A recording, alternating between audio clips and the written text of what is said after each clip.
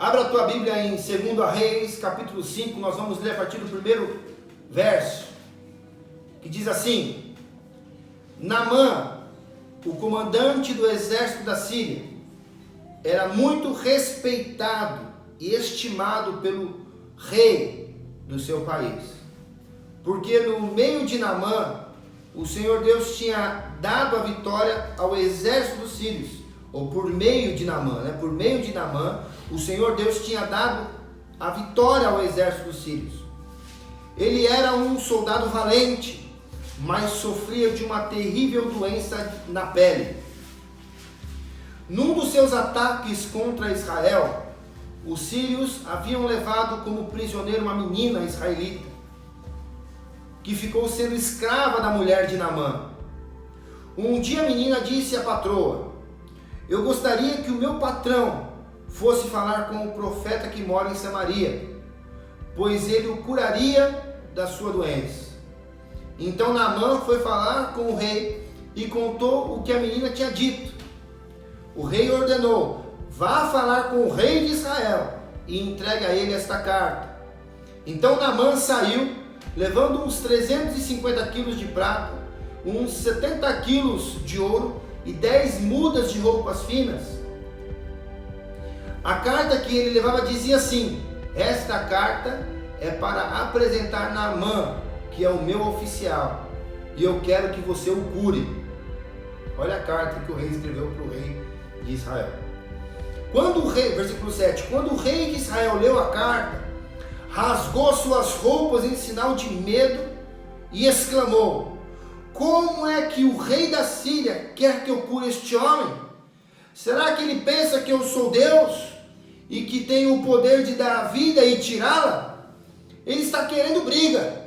O profeta Eliseu soube do que havia acontecido e mandou dizer ao rei: por que o Senhor está tão preocupado?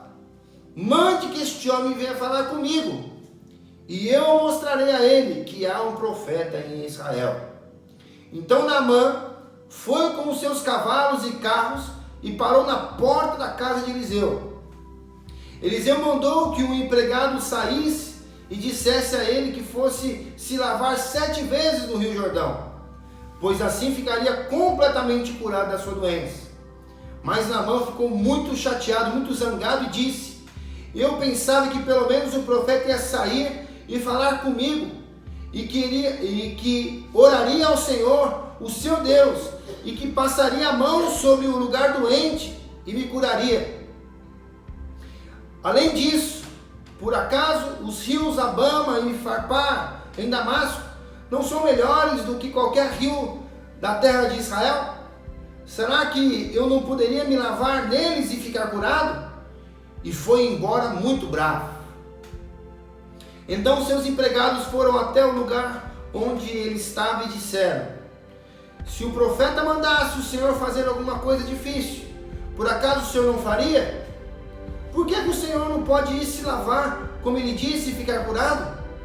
Então Naamã desceu até o rio Jordão e mergulhou 7 vezes, como Eliseu havia dito, e ficou completamente curado. A sua carne ficou firme e sadia, como a de uma criança. Depois ele voltou com todos os seus homens até o lugar onde Eliseu estava e disse: agora eu sei que no mundo inteiro não existe nenhum Deus a não ser o Deus de Israel. Aceite um presente meu, por favor. Eliseu respondeu: juro pelo Senhor, o Deus vivo, a quem sirvo, que não aceitarei nenhum presente. Naamã insistiu com ele para que aceitasse, mas ele não quis. Aí Naamã disse: já que o Senhor não quer aceitar o meu presente, então deixe que eu leve para casa 2 mulas carregadas de terra, pois de agora em diante eu não vou oferecer sacrifícios e ofertas que são completamente queimadas a nenhum Deus, a não ser a Deus, o Senhor. Mas eu gostaria que ele me perdoasse por uma coisa, que é a seguinte: quando eu tiver de acompanhar o meu rei ao templo de Rimon, o Deus da Síria, para lhe adorar, eu vou ter que adorá-lo também. Que o Senhor Deus me perdoe por isso. Eliseu disse: adeus, boa viagem. Quando Naamã já estava um pouco longe, Geazi, o empregado de Eliseu, começou a pensar: o meu patrão deixou que Naamã fosse embora sem pagar nada. Ele deveria ter aceitado o que o sírio estava oferecendo. Juro pelo Senhor, o Deus vivo, que vou correr atrás dele e receber alguma coisa. Então Geazi saiu correndo. Quando Naamã viu que um homem vinha correndo atrás dele, desceu do carro e perguntou: aconteceu alguma coisa? Não, respondeu Geazi, mas o meu patrão mandou dizer que agora mesmo chegaram 2 membros de um grupo de profetas da região montanhosa de Efraim. Então ele gostaria que o Senhor desse a ele uns 30 quilos de prata e 2 mudas de roupas finas. Naamã disse: por favor, leve 60 quilos de prata. Insistiu com ele. Então pôs a prata em 2 sacos, entregou a prata e 2 mudas de roupas finas e 2 dos seus empregados e mandou que eles fossem à frente de Geazi. Quando eles chegaram ao morro onde Eliseu estava, Geazi pegou os 2 sacos e carregou para dentro da casa. Depois mandou embora os empregados de Naamã. Entrou em casa de novo e foi falar com Eliseu. Este perguntou: onde é que você foi? Eu não fui em lugar nenhum, respondeu Geazi. Mas Eliseu disse: o meu espírito estava com você quando aquele homem desceu do carro para falar com você. Esta não era a ocasião para você aceitar dinheiro e roupas, plantações de oliveiras e uvas, ovelhas e gado, ou empregados e empregadas. Portanto, a doença de Naamã vai pegar em você, e os seus descendentes a terão para sempre. Quando saiu dali, Geazi tinha pegado a doença e a sua pele estava branca como a neve. Até aqui. Uau, que texto, né, gente? Texto muito forte, um texto muito conhecido, texto muito pregado. E eu creio que o Senhor tem uma palavra aos nossos corações hoje. Vamos aqui então.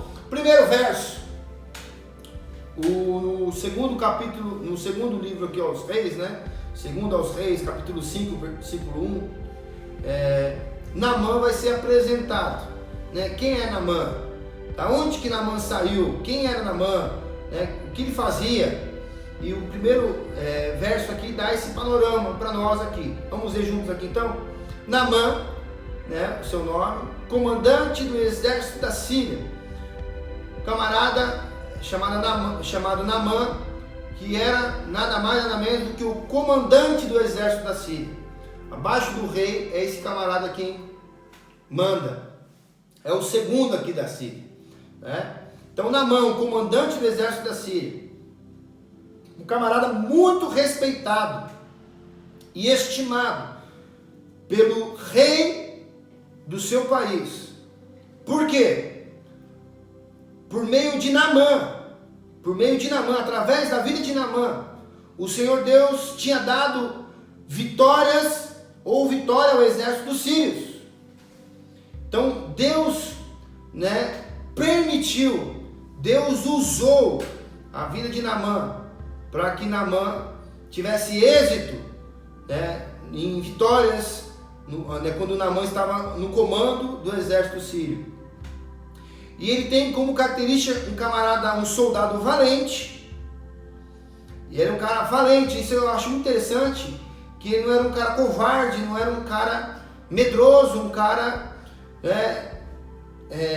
amedrontado, mas não, ele era um soldado valente. Mas ele tinha um sofrimento, ele tinha algo terrível que o fazia sofrer, e essa doença chamava-se lepra, né? Em algumas versões aí se fala como lepra, outras versões vão falar que é a doença de pele. E então, dado aqui então as características, né, todas as características de Naamã, deste comandante de guerra, deste comandante do exército da Síria, nós temos noção já agora então de quem se trata. Um camarada, uma autoridade militar, um camarada cheio de patente, um camarada com um currículo impecável, de vitórias, né, Um camarada para chegar a comandante é um cara que tem uma trajetória na escola militar impecável. Não é qualquer um, né, que chega a comandante do exército de um país. Então nós entendemos que se trata de um camarada que exercia autoridade, que colecionava títulos, colecionava medalhas, colecionava histórias de batalhas e de vitórias, de vitórias e vitórias. E é deste camarada que nós vamos falar aqui um pouquinho hoje. E o versículo 2 vai falar aqui que em um dos ataques contra Israel, ou seja, em um dos ataques do reinado da Síria, né, ao comando de Naamã, enquanto eles batalhavam em um desses ataques contra, né, Israel, os sírios haviam levado como prisioneiro uma menina, uma israelita, uma menina israelita. E essa menina ficou sendo escrava da mulher de Naamã. Então, em uma das batalhas em que Naamã estava à frente do exército sírio, eles tomaram ali então uma garota, uma menina, que o texto não menciona o nome dela, e essa menina foi trabalhar na casa de Naamã, trabalhando como escrava da sua esposa, como escrava da esposa de Naamã, mulher de Naamã. O versículo 3 vai falar que um dia a menina disse à sua senhora ali, à sua patroa: eu gostaria que o meu patrão fosse falar com o profeta que mora em Samaria, pois ele curaria da sua doença. A menina israelita, garota israelita, sabia que em Israel, a sua pátria, havia profeta, havia um homem que curava, um homem que falava da parte de Deus, e que o seu senhor, o seu patrão, se ele conhecesse este profeta, ele poderia e seria curado. Então Naamã foi falar com o rei, versículo 4, e contou o que a menina tinha dito. Então Naamã chega, vai falar com o rei da Síria, dizendo: tem uma menina, né, uma menina que trabalha na minha casa, e disse que eu posso ser curado dessa doença. Só que esse profeta está lá em Israel, está em Samaria. Então o que aconteceu? O versículo 5 fala que o rei ordenou: vá falar com o rei de Israel e entrega esta carta a ele. Então o rei aqui da Síria escreve uma carta destinada ao rei de Israel. Então Naamã sai, levando uns 350 quilos de prata e uns 70 quilos de ouro e 10 mudas de roupas finas. Então Naamã faz o quê? Pega a carta que o rei escreveu, pega prata, pega ouro, pega roupa fina, pega ali uma comitiva de soldados e vai em direção a Israel. E ele leva consigo uma carta, e no versículo 6 fala que a carta que ele levava dizia assim: esta carta é para apresentar Naamã, que é o meu oficial. Eu quero que você o cure. O rei, uma carta de um rei para outro rei. Olha que interessante isso. O rei escreve para o outro rei: este camarada que está levando a carta é um oficial meu, é um general meu, é um comandante meu, do meu exército. E ele está enfermo e precisa de cura, e você vai curar ele. No versículo 7 diz assim: quando o rei de Israel leu a carta, rasgou as suas roupas em sinal de medo e exclamou: como é que o rei da Síria quer que eu cure este homem? Será que ele pensa que eu sou Deus e que tenho o poder de dar vida e tirá-la? Ele está querendo briga. O rei vira e fala assim: será que esse camarada está achando que eu tenho poder para curar ele? Será que o rei aqui da Síria está maluco? Ele está pensando que eu tenho poderes de dar vida e tirar vida? Quem esse cara está pensando? Eu estou achando que ele está querendo briga, ele está querendo guerra de novo. Se você ler aqui um capítulo anterior de 2 Reis, capítulo 4, você vai ver que a Síria acabou de saquear, acabou de destruir, acabou de vencer uma guerra contra Israel.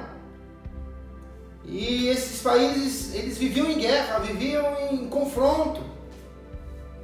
Imagino eu, aquela comitiva toda chegando ali. O que esses caras pensaram, né? Mais uma guerra, mais uma briga, mais um problema. E então o rei aqui demonstra, né, a sua insatisfação, o seu medo, o seu descontentamento, dizendo, fala, não sei o que o rei Sírio está pensando que eu sou. Então a conversa de um rei para o outro rei não gerou um resultado muito bom não. Mas o texto diz que, no versículo 8, que o profeta Eliseu soube do que havia acontecido e mandou dizer ao rei.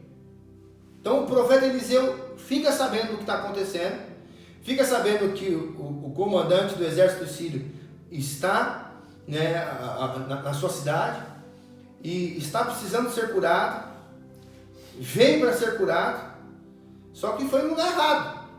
Então o profeta Eliseu soube o que havia acontecido e mandou dizer ao rei de Israel: por que o Senhor está tão preocupado? Por que o Senhor está aflito?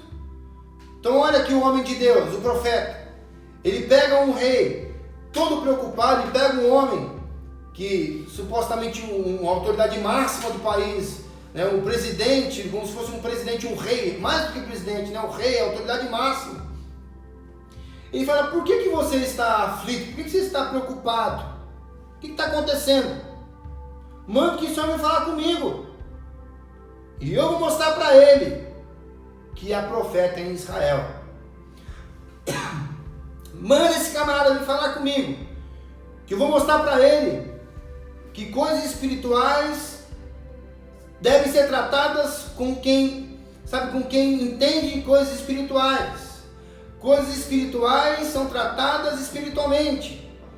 Não se pode tratar coisas espirituais de uma maneira carnal, de uma maneira terrena. E rei, eu sou aqui o homem de Deus e manda ele vir falar comigo. Em outras palavras, né? E então Naamã, versículo 9, foi com os seus cavalos e carros e parou na porta da casa de Eliseu. Você imagina aquela comitiva toda chegando ali. Aquele general, aquele comandante de guerra, com o seu exército ali, com seus cavalos, com os seus carros. E ele então para na porta da casa de Eliseu. Você imagina a cena como que foi, né? Eu fico imaginando aqui, eu piro na minha imaginação. Sabe o que aconteceu? Bateu palma lá, né? Bateu na porta lá. Cadê o homem de Deus? Cheguei aqui. Sabe o que Eliseu faz? Eliseu manda um empregado. Manda que o empregado saísse. Fala, vai lá e dá um recado para ele. Fala para ele se lavar 7 vezes no Rio Jordão. E aí ele vai ficar limpo. Aí ele vai ficar curado da sua doença. Foi isso que Eliseu fez. Versículo 10 fala que Eliseu mandou que o empregado saísse e dissesse a ele que fosse lavar 7 vezes no Rio Jordão, pois assim ficaria completamente curado de sua doença. Versículo 11 fala que Naamã ficou muito zangado, ficou injuriado e disse: eu pensava que pelo menos o profeta ia sair e falar comigo, e que oraria ao Senhor, o seu Deus, e que passaria a mão, tocasse em mim, sobre o lugar doente, e que me curaria. O camarada, ele queria ser tocado. O camarada queria ser, lembrado na oração do profeta diante de Deus. E em paralelo aqui, deixa eu fazer uma pausa aqui, eu me lembro, né, num contraste tremendo aqui, eu faço aqui uma comparação de Naamã com um centurião. A Bíblia no Novo Testamento vai tratar de um homem centurião que também era uma autoridade militar. que tinha soldados, né, que estavam debaixo, né, do seu comando, e este centurião procurou Jesus, ele tinha uma necessidade de um servo que estava enfermo, não é isso? E ele chega para Jesus e fala: Senhor, eu exerço autoridade, eu sou uma autoridade, e se eu der uma ordem, os meus súditos ou os meus subordinados, eles obedecem imediatamente. E eu sei que se o Senhor der uma ordem, o Senhor pode mudar todas as coisas. Então, Senhor, basta uma palavra tua e o meu servo será curado. O centurião fez isso. E depois, lá na Galeria da Fé, né, nós vamos ler, o centurião é lembrado, né, como um homem. Jesus mesmo, ele vai falar que ele não achou um homem de tanta fé como esse centurião, que creu na palavra do Senhor Jesus, que falou simplesmente: se o Senhor disser uma palavra. Ou diferente de Maria, né, quando foi pedir por Lázaro, Marta e Maria foi pedir por Lázaro: Senhor, se o Senhor estivesse lá, meu irmão tinha morrido. Né, centurião falou que não, Senhor, você não precisa ir lá não. Simplesmente o Senhor soltar uma palavra, Senhor. Basta uma palavra tua e as coisas vão mudar. Tudo pode mudar, Senhor, com uma palavra tua. Então eu vejo aqui um contraste muito grande do militar centurião para este militar aqui, Naamã. Então, depois que Eliseu, versículo 10, né? Depois que ele manda ali o seu servo falar para Naamã, para que ele mergulhasse no Rio Jordão, Naamã, um homem poderoso, um comandante, um homem cheio de patente, ele fica zangado, fica bravo, ele acha ruim que o profeta não saiu para falar com ele, acha ruim que o profeta não toca nele, acha ruim que o profeta não olha no olho dele, não toca nele, não dá a atenção que ele queria. E eu vejo isso também hoje nos nossos dias. As pessoas tendo necessidade de serem tocadas. Pessoas que têm necessidade, sabe, de serem vistas. Pessoas com necessidade de serem abraçadas, de serem, sabe, tocadas, de serem aconselhadas, serem apacentadas, serem, sabe, chamadas, né, pelo seu nome. E o que nós estamos aprendendo aqui hoje é que a palavra do Senhor, ela está acima do que o homem pode fazer, do que o homem pode te oferecer, do que o homem pode te dar, do que o líder religioso pode fazer por você. E nós temos que agir como o centurião. Senhor, basta uma palavra tua, Senhor. E eu creio que tudo pode mudar. Eu creio que pode sair cura, Deus. É uma palavra tua, que o que cura é a tua palavra. O que cura não é o toque. O que cura não é nada. Não é a rosa, não é o sal, não é o patuá. O que cura não é a oferta. O que cura não é o dízimo. O que cura não é a campanha, o 7 mergulho. O que cura é a palavra do Senhor. E nós vamos ver que verdadeiramente neste caso a palavra do Senhor também funcionou. Porque a ordem do Senhor foi: vai e mergulha 7 vezes. E quando aquele homem ouve o conselho, nós percebemos que houve cura. A palavra do Senhor, nós vamos observar que não só traz cura, mas ela também traz juízo. A palavra do Senhor traz juízo. E nós vamos ver aqui no texto. Vamos lá. E o Rio Jordão, né, não é um rio Tietê, né, mas também não era o rio mais cristalino que existia. Era, estudando um pouquinho ali, era um rio, tinha muito barro. Não era um rio cristalino, mas era um rio barroso, um rio que as águas não eram águas muito limpas, cristalinas. E então, Naamã vai questionar aqui então essa ordem do profeta agora no versículo 12, quando ele fala: além disso, por acaso os rios Abana e Farpar em Damasco não são melhores do que qualquer rio da terra de Israel? Será que eu não poderia me lavar neles e ficar curado? Foi embora, muito bravo.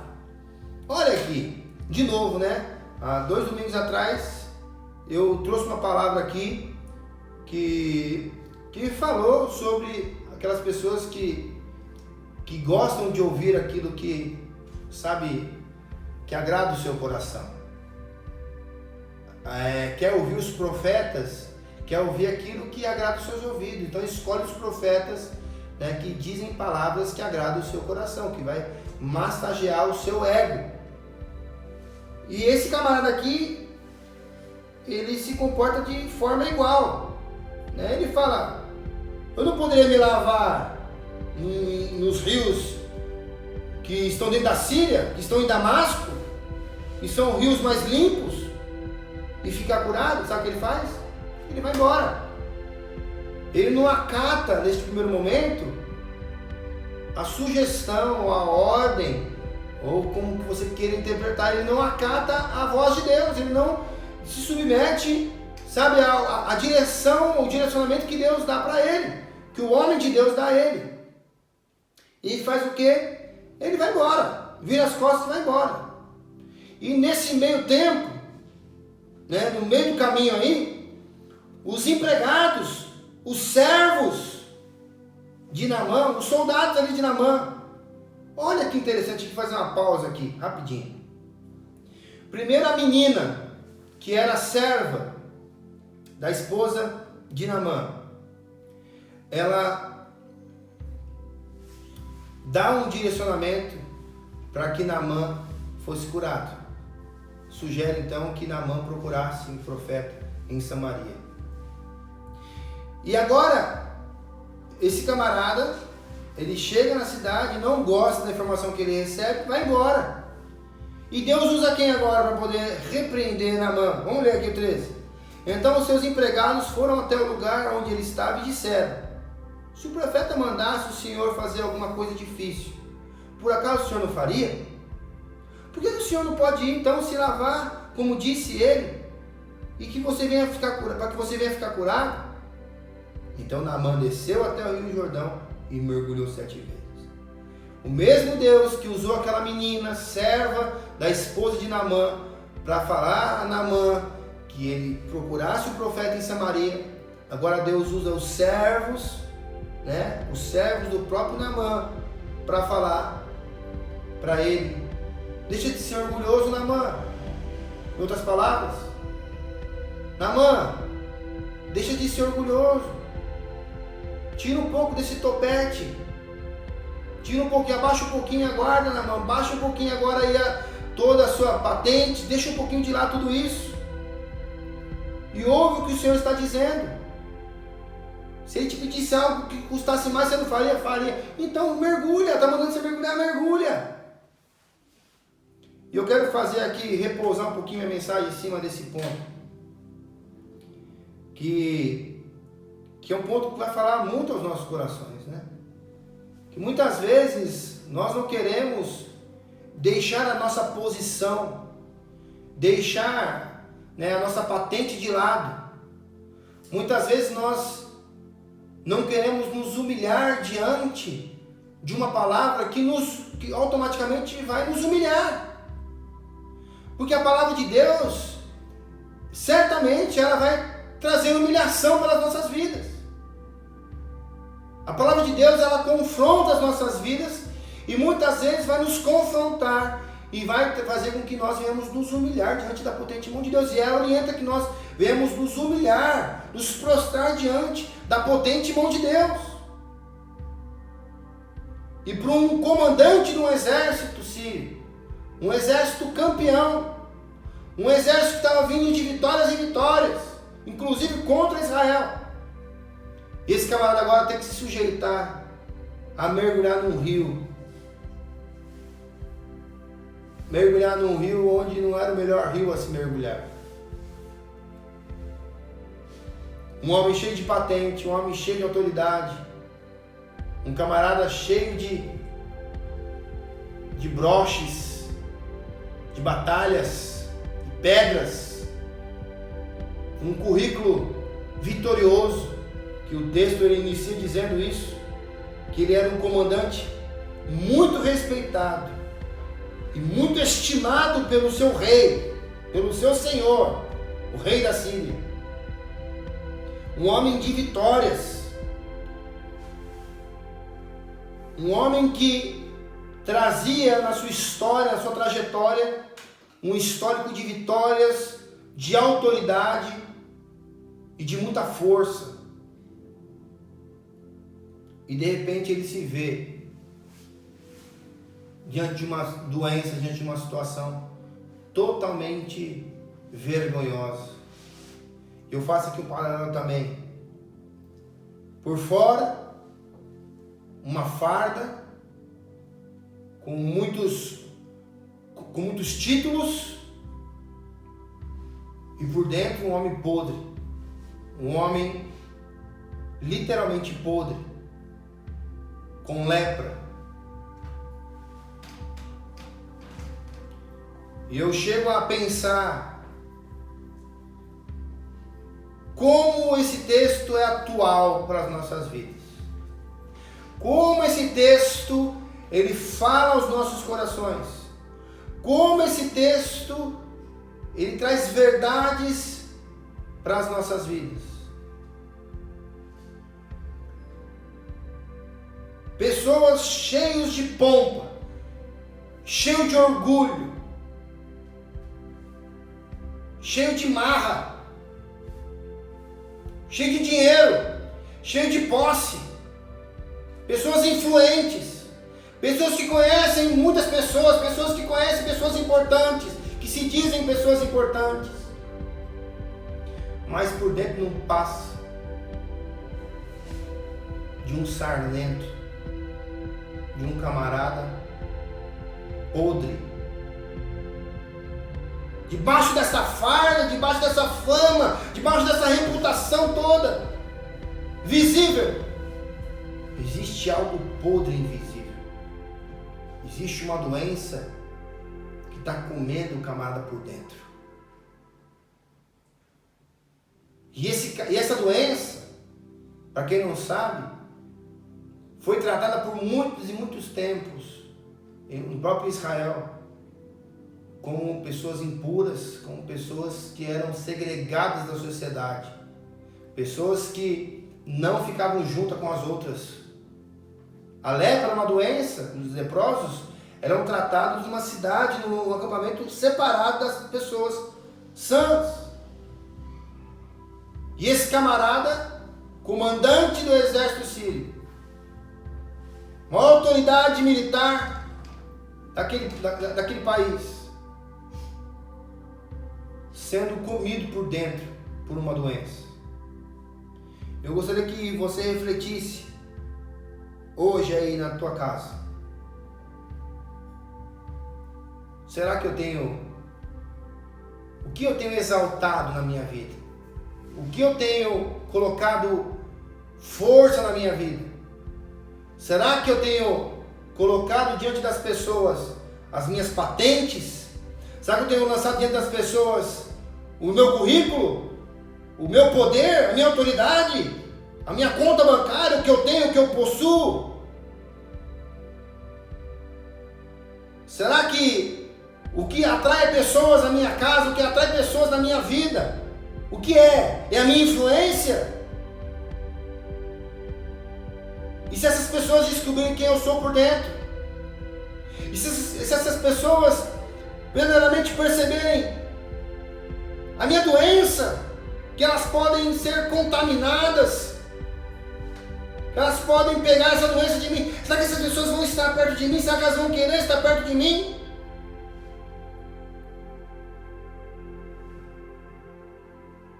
Por fora, aquele homem forte, aquele homem valente, aquele homem vitorioso. Mas por trás daquela armadura toda, por trás de toda aquela fortaleza, por trás daquela vestimenta, Dezão, sabe o que acontecia? Existia um homem podre. Ele sabia. Aquele homem, todas as noites, quando ele chegava na sua casa, tirava aquela roupa, aquela armadura, ele se deparava com um homem de feridas, um homem cheio de feridas, um homem impuro.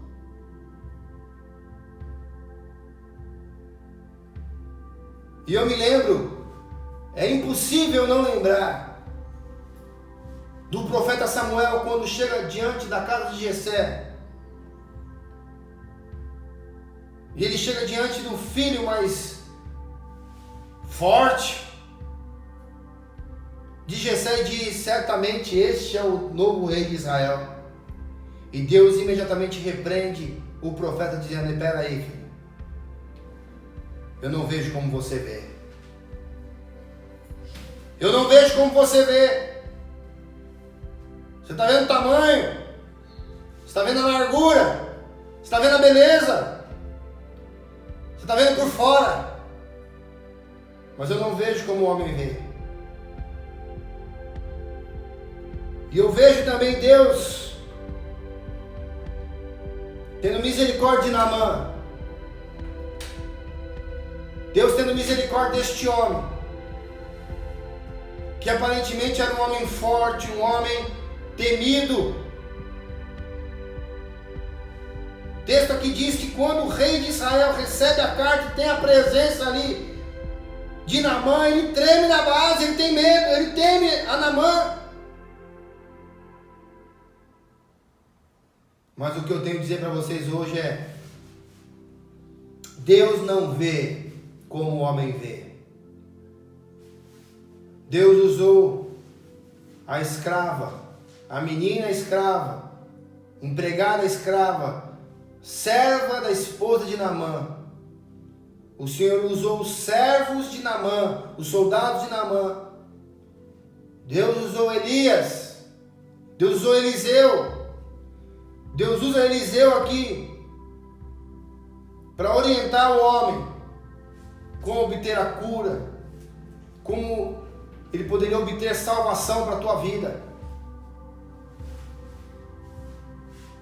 Deus manda então este homem mergulhar, manda esse homem descer até o Rio Jordão e que ele mergulhasse 7 vezes. Vamos para o texto aqui.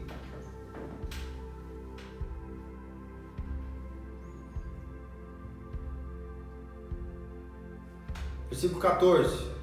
Então Naamã desceu até o Rio Jordão e mergulhou 7 vezes, como Eliseu tinha dito, e ficou completamente curado. A sua carne ficou firme e sadia como de uma criança.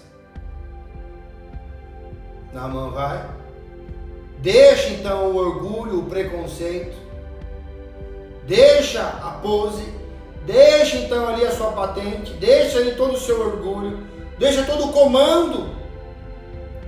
E naquele momento ele se torna um servo. É o dia em que o comandante deixou de ser comandante e se tornou servo. E eu percebo que existe uma lição espiritual aqui. Se você precisa de uma cura para a tua vida, é o momento de você deixar o comando da sua vida e você se posicionar como um servo obediente ao Senhor. Deixa a sua patente, deixa a sua voz de comando e passa a se portar como um servo obediente, que mesmo sem entender, vai obedecer. Mesmo sem concordar, vai obedecer. Amém? Então Naamã desceu até o Rio Jordão e mergulhou 7 vezes, como Eliseu tinha dito, e ficou completamente curado. A sua carne ficou firme e sadia como de uma criança. Depois ele voltou com todos os seus homens até o lugar onde Eliseu estava e disse: agora eu sei que no mundo inteiro não existe nenhum Deus, a não ser o Deus de Israel. É uma das conversões mais rápidas que eu vejo aqui no Antigo Testamento. Camarada que recebeu a cura do Senhor. E é um camarada que enxergou que não existe outro Deus além do nosso Deus, além do Deus de Israel. E agora eu tenho que louvar a Deus aqui pela vida de Naamã. Porque Naamã está na frente de muitos outros servos do Senhor. Pessoas que têm recebido cura, pessoas que têm recebido dádivas, pessoas que têm recebido presentes de Deus, mas não conseguem declarar que existe somente um Deus e continua com altares nas suas vidas. Continua servindo outros deuses. Continua se prostrando diante de outros deuses. Continua fazendo coisas que não era mais para fazer. Continua oferecendo coisas a quem não deveria oferecer. Mas Naamã, ele reconheceu que no mundo inteiro não existe nenhum Deus a não ser o Deus de Israel. E como forma de gratidão, como forma, sabe, de retribuição, ele quis presentear o profeta Eliseu. Então no versículo 15, finalzinho do versículo 15, ele fala assim: aceite o meu presente, por favor. Eliseu imediatamente respondeu: juro pelo Senhor, o Deus vivo, a quem sirvo, que não aceitarei nenhum presente. Naamã insistiu com ele para que ele aceitasse, mas ele não quis. Aí Naamã disse: já que o Senhor não quer aceitar meu presente, então deixa que eu leve para casa 2 mulas carregadas de terra, pois de agora em diante eu não vou oferecer sacrifícios e ofertas que são completamente queimadas a nenhum Deus, a não ser o Deus, o Senhor. Olha aqui, gente. Aí Naamã diz: já que o Senhor não quer aceitar o meu presente, então deixe eu levar para casa 2 mulas carregadas de terra, pois de agora em diante eu não vou oferecer sacrifícios e ofertas que são completamente queimadas a nenhum Deus, a não ser a Deus, o Senhor. Naamã, ele entende o seguinte: existe uma dívida agora minha para com Deus. Existe um compromisso agora meu para com Deus. Eu preciso agora ser fiel a este Deus. Eu preciso agora reconhecer que não existe outro Deus além deste Deus. Será que na tua conversão houve essa conscientização? Será que o teu espírito comunica com esse pensamento? Já que eu não posso pagar aquilo que eu recebi, existe devoção, existe exclusividade na minha adoração, existe um comprometimento agora que está dentro do meu coração, da minha vida, em servir somente este Deus que me curou, que me salvou de graça, e não tem como eu pagar por isso. Gente, eu já ouvi cada coisa. Eu já ouvi cada mensagem a respeito dessa questão de Naamã. Naamã, se não é, né, o maior exemplo daquelas igrejas que vivem de campanha, né? São 7 domingos, 7 quartas-feiras, 7 sexta-feiras, 7 dias, 7 não sei o que, 7 semanas, 7 para arrancar dinheiro do povo. 7 mergulhos de Naamã. Será que você tem a mesma Bíblia que eu tenho aqui? Será que você viu que o que aconteceu aqui é totalmente ao contrário do que está acontecendo em muitas igrejas hoje? Hoje, para que você tenha que alcançar uma bênção, você tem que pagar, você tem que contribuir, você tem que cumprir o desafio das 7 semanas. Você tem que dar os 7 mergulhos, cada mergulho R$1.000, cada mergulho não sei quanto. E o texto está falando ao contrário de tudo isso. Eu não quero nada seu. O presente é um presente gracioso, A salvação é algo de graça. É algo que Deus deu para a gente e não tem como a gente pagar por isso. Se você quer pagar de algum modo, pague obedecendo a Deus. Mergulhe. Faça. Eu poderia falar aqui, usar aqui fazer aqui uma aplicação pessoal. 7 mergulhos. Você quer mistificar o 7? Tá aí uma boa dica para você mistificar o 7. Quantos dias tem a semana? Então você vai mergulhar todos os dias na presença do Senhor. Você tem 7 dias por semana para poder mergulhar na presença do Senhor. Para viver o Evangelho. Você quer tirar uma lição disso?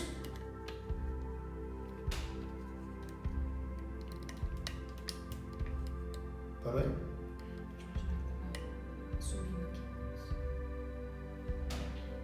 Se você quer aplicar alguma coisa sobre o número 7, são 7 dias, tá aí uma dica para você, 7 dias da semana. Começa hoje, domingo, primeiro dia da semana, domingo. É o dia que eu vou descer na presença do Senhor. Que eu vou descer aos pés do Senhor. Que eu vou me humilhar diante de Deus. Vou pedir para Deus quebrar o meu orgulho. Para Deus tirar esse desejo parece que é um saco sem fundo. Que nada me satisfaz. Cada dia eu quero mais, eu quero mais. Está longe do que Paulo fala, que eu aprendi a estar contente em qualquer situação.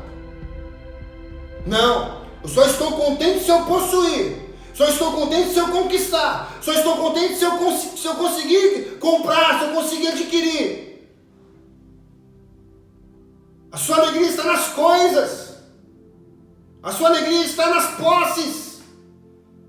A alegria da pessoa está no poder, na autoridade, na influência. Está aí um desafio para você hoje. 7 dias da semana. E os 7 dias você vai se curvar diante da presença de Deus. Diante do direcionamento de Deus. Diante da autoridade de Deus. Diante da palavra de Deus. 7 mergulhos. 7 dias. Que você vai se humilhar diante da presença de Deus. Para que o Senhor venha te exaltar no momento certo. É o que o texto bíblico diz. Humilhai-vos diante da potente mão de Deus. Humilhai-vos diante da potente mão de Deus. Nós sabemos que o Senhor, Ele exalta os humilhados. A Bíblia diz que os humilhados serão exaltados. Você quer prosperidade na tua vida? Você quer a bênção de Deus na tua vida? Se humilhe diante da potente mão de Deus. Para de pensar em dinheiro.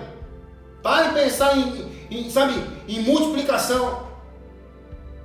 Pare com isso, pelo amor de Deus, em nome de Jesus. E aprenda a ser grato pelo aquilo que você já tem.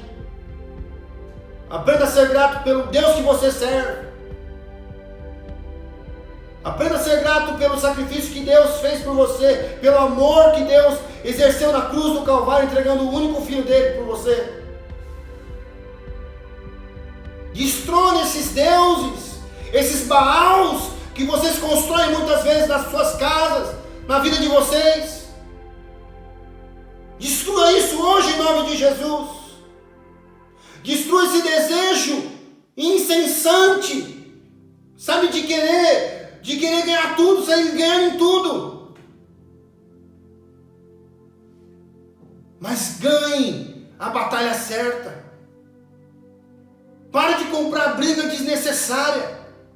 Pare de lutar lutas desnecessárias. Pare de correr atrás do vento. Para de correr atrás do vento. Por muito tempo você falou assim: eu não tenho tempo, eu não tenho tempo, eu não tenho tempo, eu não tenho tempo para isso. Aí a epidemia chegou. E você não sabe o que fazer com o tempo que sobra. Está cheio de tempo agora. E você não sabe mais o que faz com o tempo. Nós precisamos dizer ao Senhor: nós entregamos a Ti, Senhor, as nossas vidas e o controle delas. nós nos despimos de toda casca, de toda roupa, Senhor, e nós oferecemos diante de Ti, Senhor. Nós não oferecemos as nossas vestes rasgadas, mas os nossos corações deslacerados diante da Tua presença. Deus não quer que você rasgue as suas vestes, mas Deus quer que você abra a tua boca e abra o teu coração, para que Ele opere o milagre da cura na tua alma, na tua mente, nos teus olhos. Enquanto você não entender isso, você vai ficar no perrengue da vida, meu irmão.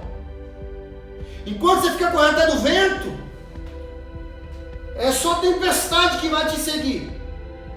Você só vai passando, você não tem tempestade. Para de correr atrás do vento, meu irmão, em nome de Jesus. E ouça a palavra de Deus. Viva uma vida simples. Vida simples. Viva uma vida simples. Você terá paz na tua vida, meu irmão. Jesus nos convida a viver uma vida simples. Você quer ter as coisas? Tenha. Trabalhe e tenha. Conquiste. Quer morar bem? More bem. Quer comprar roupa boa? Compre roupa boa. Quer comer coisa boa? Coma coisa boa. Mas não torne a tua vida em torno disso. Viva uma vida simples. Se tem amém, se não tem amém também. Entende? Simplicidade. Deus habita no meio da simplicidade. A Bíblia diz que Deus, Ele rejeita o coração orgulhoso. Deus, Ele se opõe contra os orgulhosos. Mas Deus, Ele não resiste um coração quebrantado. Deus não resiste um coração humilhado na presença dEle. Entende qual é o caminho? O problema sabe qual que é? É que as vestes já se tornaram parte do nosso corpo. E as vestes tampam as feridas. As vestes, as patentes, o orgulho, o poder, tudo essas coisas, tampa a lepra. E a gente esquece da lepra que existe na gente. Deus quer tirar a lepra da tua vida hoje, em nome de Jesus. Deus quer trazer cura para a tua alma hoje, em nome de Jesus. Deus quer trazer quebrantamento no teu coração hoje, em nome de Jesus. Deus quer mostrar para você que o que Ele vê não é aquilo que você vê no espelho, mas Ele vê o mais íntimo e mais profundo. Ele sonda e esquadrinha os caminhos da nossa consciência. Deus, Ele conhece os nossos pensamentos, e isso é terrível. Isso é terrível. Tem pessoas que dizem assim: Deus conhece o meu coração, e dá risada, é como se isso fosse algo normal. Isso é terrível. O fato de Deus conhecer o teu coração, isso é terrível. Porque o nosso coração é um coração cheio de coisa ruim. O nosso coração é um coração duro ainda. O nosso coração é um coração ainda invejoso. O nosso coração ainda é um coração maldoso. O nosso coração ainda é um coração ainda que guarda muitas mágoas e muitos rancores.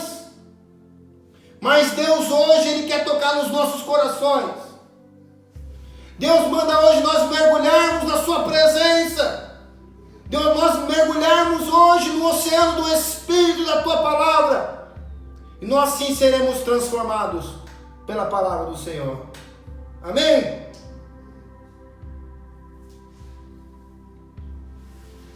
Vou terminar aqui.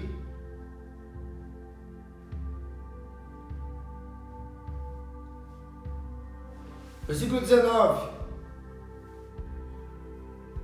O profeta Eliseu disse: adeus, boa viagem.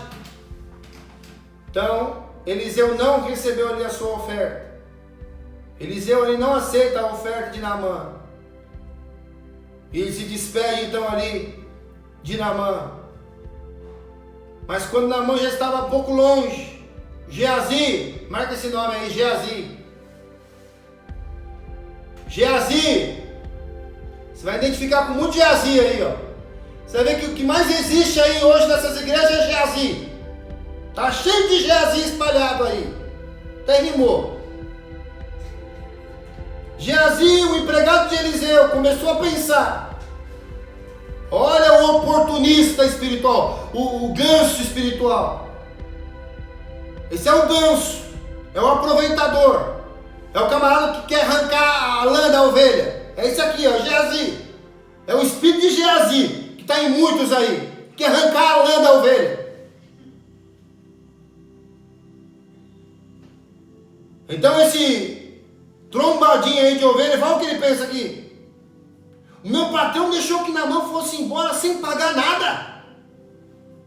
Ele recebeu cura, foi abençoado, saiu limpinho daqui, rostinho de neném, foi abençoado, né? Tomou leitinho, foi abençoado, não pagou nada por isso.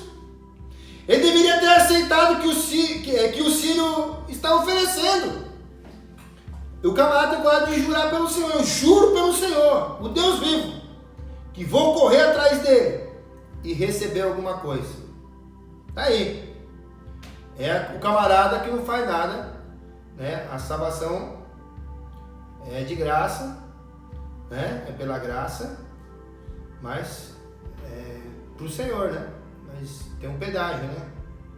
Tem um pedágiozinho que tem que pagar. O camarada que está cobrando pedágio agora aqui, ó. Então o Geazi saiu correndo. Quando Naamã viu que o homem vinha correndo atrás dele, desceu do carro e perguntou: o que aconteceu? Aconteceu alguma coisa?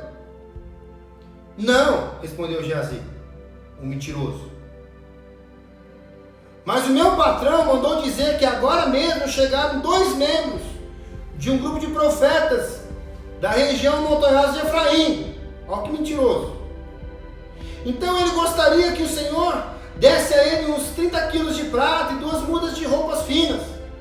Naamã disse: por favor, leve 60 quilos de prata. E insistiu com ele. Então pôs a prata em 2 sacos, entregou a prata e 2 mudas de roupas finas a 2 dos seus empregados e mandou que eles fossem na frente de Geazi. Mandou até escolta. Naamã enche 2 sacolas de prata, 2 sacos de prata, põe nos cavalos e fala assim para ele: ó, 2 soldados, vai lá na frente, vai escoltando ele aí, ó. Quando eles chegaram no morro onde Eliseu morava, olha Eliseu morava no morro, né? O profeta de Deus morava no morro. Isso aí. Geazi pegou os 2 sacos e carregou-os para dentro da casa. E já falou o que para os empregados de Naamã? Vai embora. Vaza daqui. Tipo, vai embora. Deixa o saco aqui e vai embora. Entrou em casa e foi falar com Eliseu. E Eliseu perguntou: onde é que você foi, ô Geazi? Eu não fui a lugar nenhum, respondeu Geazi a Eliseu. Mas Eliseu disse: o meu espírito estava com você quando aquele homem desceu do carro para falar com você. Esta não era a ocasião para você aceitar dinheiro e roupas, plantações de oliveiras e de uvas, ovelhas e gado, ou empregados e empregadas. Portanto, a doença de Naamã vai pegar em você, e os seus descendentes a terão para sempre. Quando saiu dali, Geazi tinha pegado a doença, e a sua pele estava branca como a neve. É triste, mas nós observamos muitos Geazis hoje, nos nossos dias. Homens que querem se apropriar da bênção de Deus, como sendo autores das bênçãos de Deus, como sendo o passaporte para as bênçãos de Deus. Eu quero dizer para você, se existe um líder sobre a tua vida, que se coloca como passaporte entre você e Deus, sai fora de onde você está. Corra de onde você está. Porque a Bíblia está escrito que há um só mediador entre o homem e Deus. Esse é Jesus Cristo. Amém? Só há um entre Deus e o homem. Este é Jesus Cristo. Jesus fala: eu sou o caminho, a verdade e a vida. Ninguém vem ao Pai se não for por mim. Tire estes homens de cena. Coloque Jesus, sabe, como eixo Coloque Jesus como a ponte, como a religião, como o religare com aquele que te liga a Deus. Em nome de Jesus. A salvação é pela graça. A salvação é pela fé. E não há o que nós devemos fazer para que nós venhamos merecer a nossa salvação, que nós venhamos retribuir aquilo que Deus fez. Agora, se você quer se posicionar como alguém que verdadeiramente recebeu essa dádiva, esse presente de Deus, você tem a oportunidade, sabe, de testificar através da sua vida, através das suas atitudes, através, sabe, da maneira que você vive, quem é Deus para você e o que Deus faz através de você, o que Deus faz em você e através de você. Eis aqui a oportunidade de você se prontificar, de estar, sabe, de pé diante da humanidade, como alguém que foi curado, alguém que foi restaurado, alguém que foi salvo pelo Senhor. Amém? Será que você tem hoje motivos para se alegrar no Senhor? Será que você tem hoje motivos para colocar diante de Deus tudo aquilo que está oculto? Será? Será que existem coisas dentro de você que você tem que colocar para fora? Será que existem coisas que é chato de falar, chato de mencionar? Sabe aqueles tabus, aquelas coisas que você não gosta nem de tocar no assunto? Chegou o momento de você tirar isso para fora hoje na tua vida, em nome de Jesus. Sabe, se despida hoje de todo orgulho, de toda polpa, entendeu? Tira hoje, em nome de Jesus, né, aquela vestimenta que te faz ser bem visto pelas pessoas, mas por dentro você sabe que você está oco, que você está podre por dentro. Chegou o momento em que nós abrimos as nossas vidas, abrimos os calabouços dos nossos corações e colocarmos tudo isso diante de Deus. Falar: Senhor, está aqui, Senhor, os meus cânceres, está aqui, Senhor, a minha lepra, está aqui, Senhor, as minhas feridas, está aqui, Senhor, tudo aquilo que não presta, está aqui diante de Ti, Senhor. Me cura, me lava, me purifica, me faça de novo, Senhor, me faça um ser novo, Senhor, em nome de Jesus. Ou você prefere ficar morrendo aí de lepra, só para manter a pose? Meu irmão, para com isso em nome de Jesus. Conversando com um jovem esses dias, e é moda agora, viu? Os jovens ser bravo, é o brabão, os brabo. Na rede social eles são chamados de brabo, é os marrentos. Os caras não postam foto dando risada, é sua cara feia, não mostra o dente, né? Você é dentista, nunca mostrando os dentes pra você? Então os caras agora, a moda é ser brabo, fazer cara de brabo. Quer dizer pra você, em nome de Jesus, essa braveza sua não vai durar muito tempo, não. Deus quer tirar essa braveza sua. Deus quer tirar esse coração duro, esse coração podre dentro de você. Deus quer transformar a tua vida. Tá me ouvindo? Tá me ouvindo, jovem? Deus não te chamou para ser brabo, não. Deus falou para você ser como uma criança. Deus chamou você para ter um coração transformado por Ele. Deus, quando te chamou, Ele prometeu que ia trocar esse coração podre seu, esse coração duro seu, por um coração agora que Ele vai trabalhar. Amém? Em nome de Jesus. Brabo, Deus vai mudar essa braveza sua. Nós estamos orando por isso. Amém? Em nome de Jesus.